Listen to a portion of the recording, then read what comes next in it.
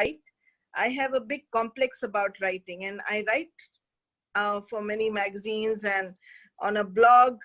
But if you really ask me, that's the psychological part where I still feel at times very lost with my own writing. I will, if I'm in mood, I can create something very well. And if I'm not, then I don't know where it goes. But something that I must tell you about Suma, she runs writing workshops. And I started attending her first workshop. And for the last 6 months, I have not been able to really write or do anything. To be really honest, whatever I do today or any knowledge that I have of how to write, it goes back to Suma. And one of the words that she said, my teachers have been very kind to me. Like Carl Dawson said, stay in your story. Kwesi said, be authentic. Similarly, Suma said something really interesting. And that was, so what, Anu, if your grammar is not perfect? So what if your spellings are not perfect? You can always get someone to write and edit for you. But nobody can get the idea that you get. You write, and you will always find someone who can perfect your article. And those words made me go away from perfection and get into this place that I can do it too. If you have a chance, and rather I should not say if, because if is a word that you should never use. I would say, please take the opportunity and join her workshops. Please take the opportunity and learn how to write. It's not that we don't know how to write, but there is a way in which we communicate, and she uses a dialogue which is called kill your darlings. Don't use, it's literally sometimes very difficult to take off the rubbish that we've written because it's so close to our heart. But if you learn to edit and learn to look at your own piece critically, everything can be done. But before you get critical about your own piece, write, just write every day. And you don't know what you will write and whose heart it will touch. So over to Suma today. Deep gratitude to her. She's not well, guys. And despite that, she is there with us to support all of you.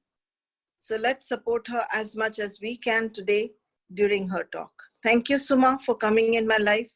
Thank you for teaching me everything that you've taught me. Thank you. Thank you so much, Anu. I mean, it's such a lovely introduction. I'm so grateful to you. And I don't know whether I deserve it, but thank you so much. And wonderful to have you in my life as well. Thank you for being here. And before I even start, thank you for giving me a chance to dress up. After I don't know how much. You're so pretty. You're so graceful. Oh my God. So guys, we'll start our my talk now. And I'm only seeing you, Anu. I'm not seeing anybody else. Is that okay? That's because everybody else has muted themselves. And when they will talk to you later, you'll be able to see each one of them. They are about, I'll just tell you how many people are already. There are about 23 people already on the forum. Okay, perfect. Yes. So we'll move on then, yeah? Yeah. Okay, so, I mean, I don't even have to say that we are living in the most extraordinary times, completely unprecedented in recent history. In fact, I often ask myself, would I rather not have lived through this? And honestly, I would not have missed it for the world. It's just extraordinary. I mean, you know, I don't know what's going to unfold, but I'm very, very fascinated by what's happening. But there's no denying that it's also a very challenging time that we're all living in. There are umpteen challenges when a national lockdown happens and everything is kind of, you know, sewn into place and we can't go anywhere and nobody can see us and we can't meet people. So things happen. Life, of course, continues regardless of lockdown. And I'm sure many of us may be going through situations that make us anxious or challenge us. So, you know, so I thought I would offer you some practical perspectives that might help you to work through these things. Okay. So I'm going to give you about 8 tips. And tip number 1 is that my dear friends, we all have our destiny. We come into this world with a destiny already written for us. Okay? So remember this one thing. If we are meant to get this COVID-19, we'll get it. But if we are not meant to get COVID-19, we won't get it.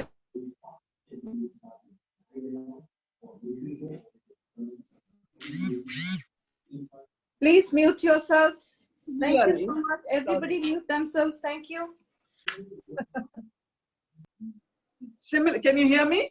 Yes, absolutely, Crystal. So similarly, if we do, God forbid, get this illness, then if we're meant to die from it, we will. But if we are not meant to die from it, we will not. Okay?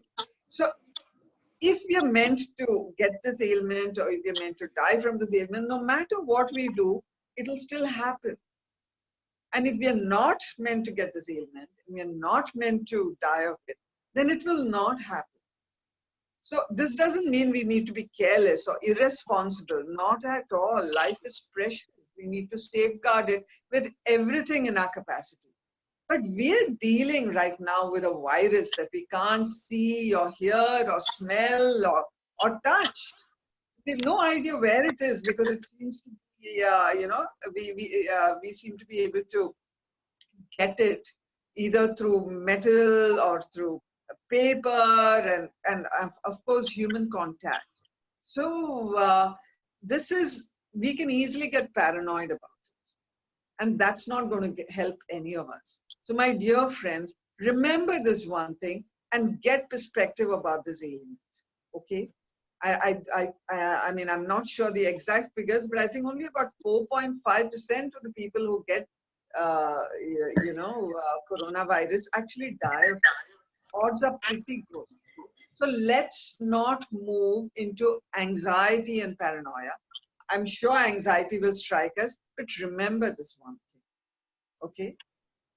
And the other thing I want to say is that this coronavirus has actually made us recognize that we have no control over our lives. That was an illusion from beginning to end. And today it has really taken it away from us. We recognize we don't control the shots. It's God who controls the shots.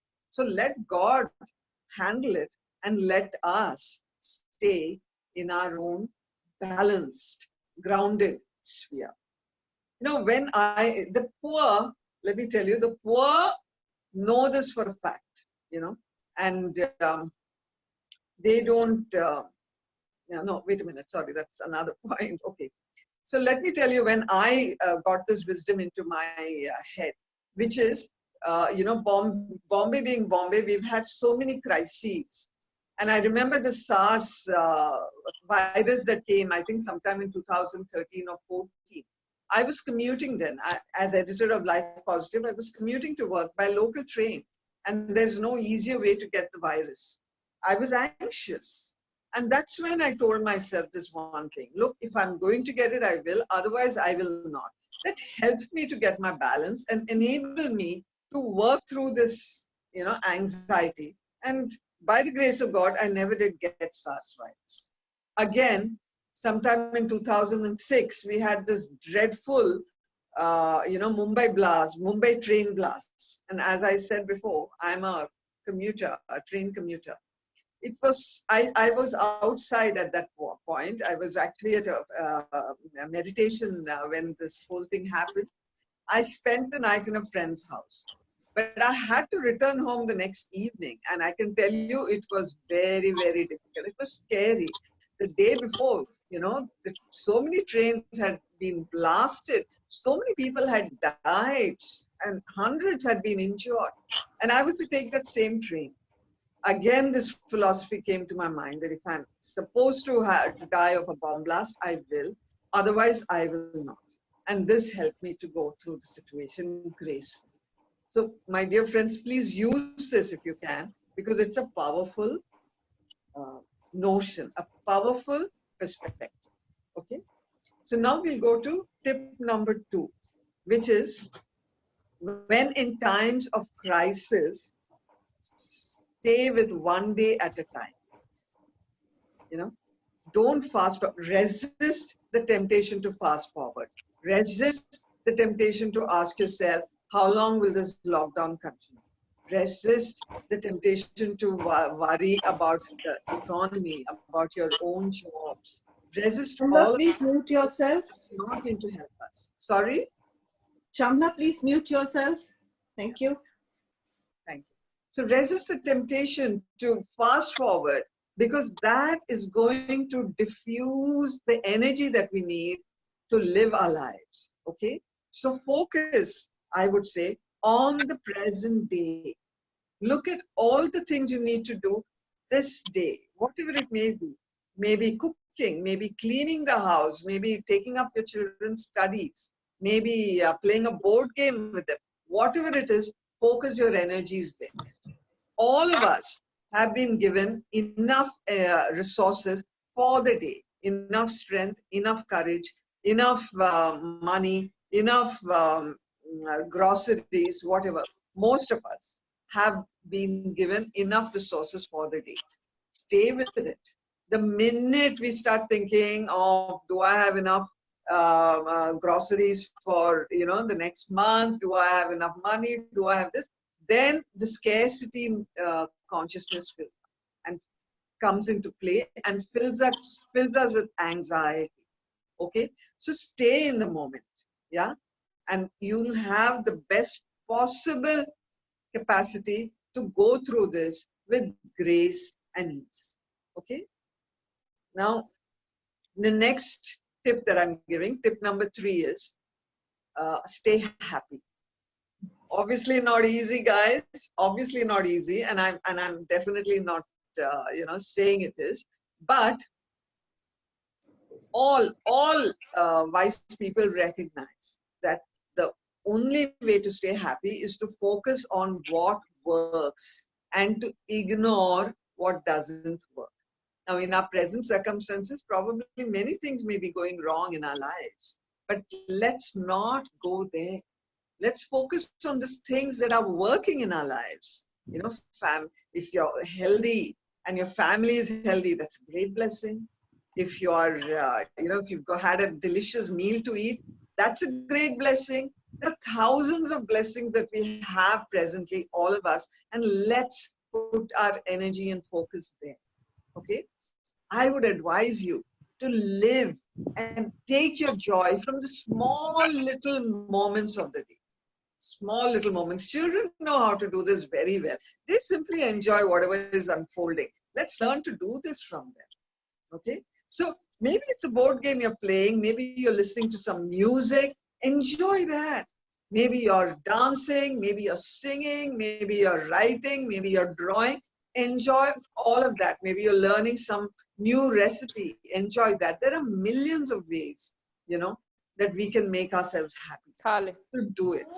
Because that will give us the great... This one, Suma. Please mute yourself.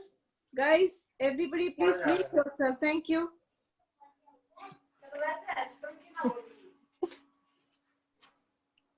Amita, please mute yourself. Thank you so much. Yes.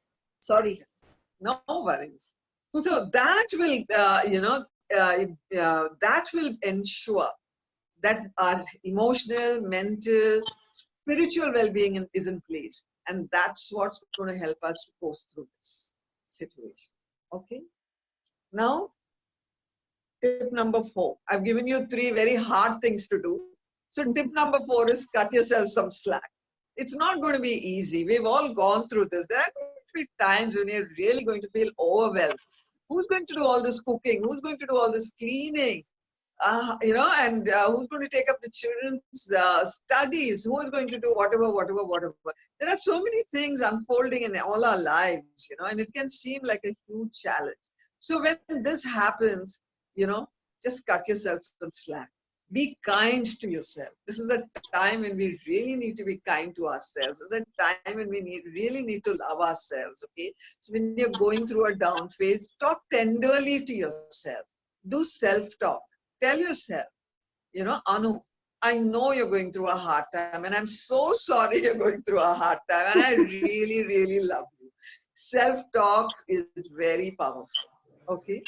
And allow yourself to feel what you're feeling, and allow yourself to feel all the resistances also that you're feeling, and continue to cradle yourself through all of this so that you can come out of it. When you're feeling a little better, there's a little mantra I use when I feel I can't do things. Okay. So that little mantra is, I can do it.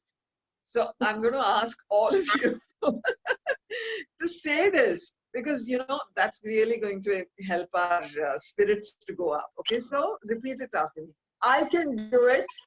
I can do it. I can do it. I can do it. I can do it. I can do it. I can so do it. I can so do it. I've got all the resources I need. I've got all the resources I need. I've got God looking after me. I've got God looking after me. I'm strong and I'm capable and I'm smart. I'm strong, I'm capable, and I'm smart. I can so do it. I can do it. Yeah.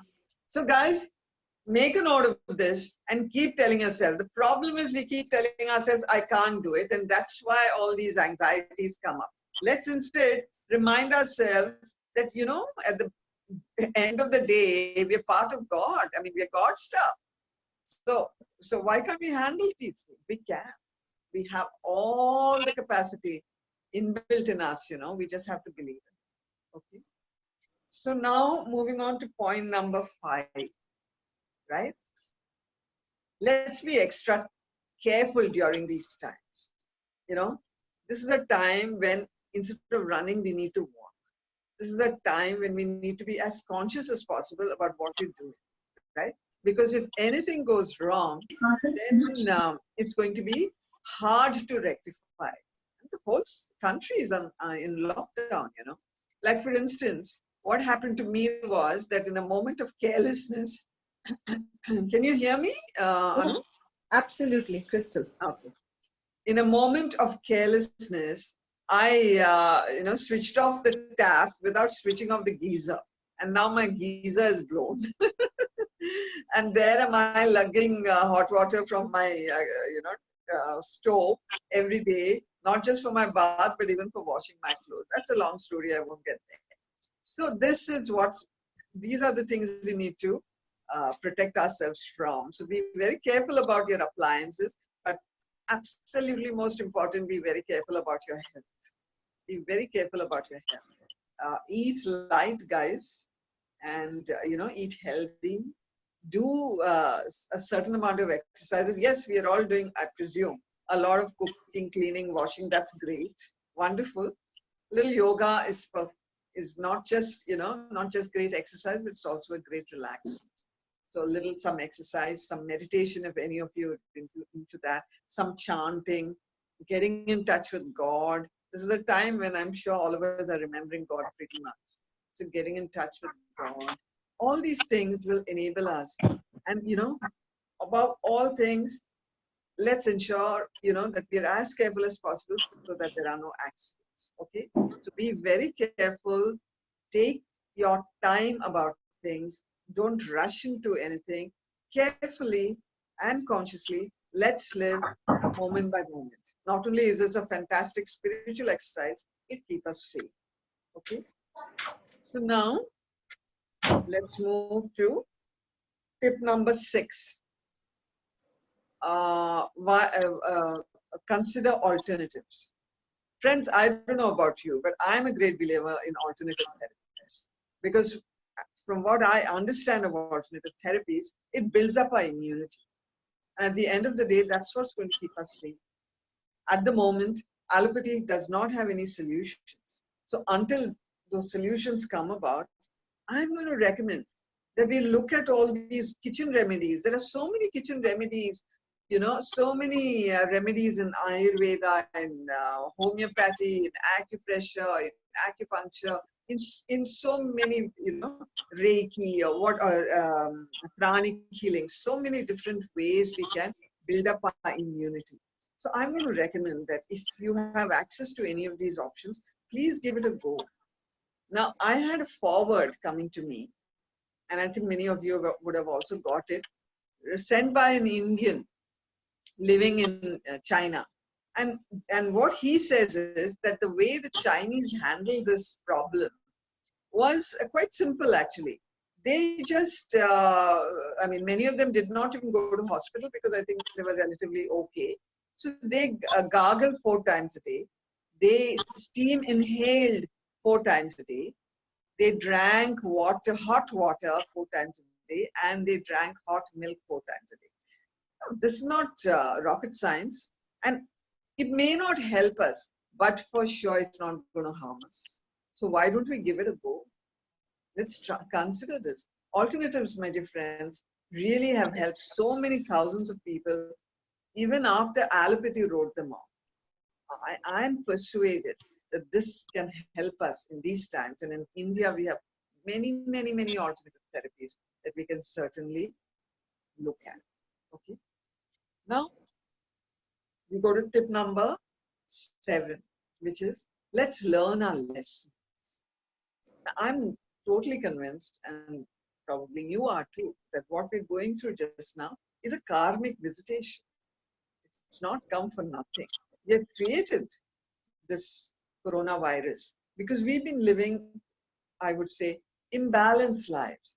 And the very fact that all of us are going through this today does indicate that we're all in this together, that all of us collectively have created this situation that has been so imbalanced that this coronavirus was forced to emerge. Okay, so what do we do when we have a karmic visitation? We need to learn these lessons. The only way that we can be freed, not just of the coronavirus may come and go, but of other visitations like this, is if we learn our lessons. Now look around you, and how many things have changed ever since the coronavirus came. Okay, we've all, we're locked down, and we're not traveling anymore, and pollution has cleared up a lot, and the skies are blue, and we're sitting at home, and with families or maybe alone, but we're at home, and it's an we're learning how men are learning how to cook and clean, women are learning to cope without maids, children are learning to help out. There's a certain environment that's happening where we're all clearing up our own messes, and we're all taking responsibility for our situation. Okay, so let's ask ourselves, what is the lesson I have to learn? Now, my own lesson, one of the few that I've learned, that I've had to learn, was that I don't like housework. I don't like doing it. If my maid doesn't come for 2 days, everything remains exactly the way it's been. But now, today, I'm sitting and cleaning my dishes, washing my dishes, cleaning and swabbing the house, and I'm washing my clothes because, hello, I never bothered to buy a washing machine. So I'm doing all that, and at the end of the day, I'm pretty pleased that, yes, I've learned to be independent. That doesn't mean I'm not going to have my maid back. I sure will. In fact, I'll give her 2 kisses also if they're okay with us. if the authorities are okay with touch. Otherwise, definitely a flying kiss she's going to get from me, But at the same time, next time she goes on leave, I'm not going to get into a flap. I know I can cope with the situation, and that's a strength. Okay. So those lessons that we individually need to learn, each of us will have to figure out for ourselves. But there are some lessons each of us has to. Please mute yourself, Priya. Thank you. Please mute yourself, Priya. Shall I continue? Yes, Suma. Thank you. So there are some lessons we need to learn collectively also. And according to me, these are 2 important lessons we have to learn. One is, my dear friends, we do need to move into a more holistic lifestyle. What do I mean by holistic, lifestyle or holistic way of life? By this I mean, making choices that work for everybody, not just for us. We can't forget that we are part of Mother Earth, that we don't control Mother Earth. We've forgotten that. You know, Mother Earth has been bleeding for years and years and years. We can't forget that there are so many other species that share this world with us and who have equal rights to this world. We've been living as if we are the only species that matter. And that's what half the problem is today. Not half, quite a bit of the problem is today. So this is something each of us needs to think for ourselves. How can I lead a more holistic life? How can I make choices that work for everybody? Okay? Number two, I'm convinced that this incredible focus on the economy has not worked for us at all. Right now, the economy is at the center of human life. But I don't think it was ever meant to be that. I mean, I don't think we are people, I don't think as human beings we've taken birth to buy and sell. I think we've taken birth for far loftier reasons. I think we've taken birth, to to find out our life purpose. I think we've taken birth to contribute the very highest skills and capacities that we have and to earn a living through that. I think we've taken birth to contribute to humanity, to serve society and the planet. And above all, I think we've taken birth to achieve enlightenment, because that is the whole purpose of humankind. So we've got all these noble, purposes, and all we're doing is working 14 hours and 18 hours, running, just in order to make more and more money so that we can spend more and more money. To me, this is madness, friends. So let's consider, what can we do to get out of this? Remember one thing, the more number of people get out of this bandwagon, this economic bandwagon, the more chances of systems and everything changing. Change begins with us. If we can change, the world also will change.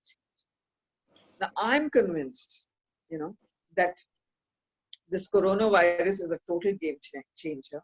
I don't think the world that we're going to see is going to be the same world we entered in when the lockdowns began. And as someone who believes her mission on earth is to, help bring about a new world, I'm convinced that this corona thing is probably, if not going to get us there, it's going to move us there greatly. Please mute yourself. Guys, please mute yourself. Thank you. Suma, you can continue.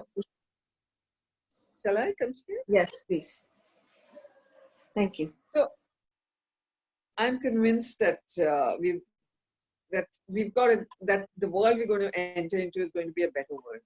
I'm pretty sure that many of us have rethought our priorities. I'm sure many of us have recognized how happy nature has been without us. The skies are blue. Wild animals are gingerly taking back the spaces that we aggrandized. Everywhere you're seeing nature rejoicing has to give us, food for thought. Guys, should we be such a pain to planet Earth? Can we not be a blessing instead? So I do believe many of us have learned our lesson, and I do believe going forward, we're going to be, hopefully, a more caring and sharing society. Probably a society that's more focused and healing the inequities that exist in society. Probably a society that's focused on family values, on relationships. Because at the end of the day, what we take with us when we leave is nothing but our relationships and the work we've done. So can we focus on these things? That's what we're here for. Could you please mute yourself? Thank you. So that's pretty much, I've said my say. I'll just leave you with one last thought, which is This too will pass. Impermanence is the very nature of the material life. As hard as this battle has been, as scary as this whole thing may appear to us, this too will pass. Dr. Kwesi, you will have to mute yourself. Thank you. And let's really intend that the world we will move into will be a far better world. If that happens, I think we'll all end up being grateful to the coronavirus. Thank you so much, guys. Thank you. Suma, as we talk,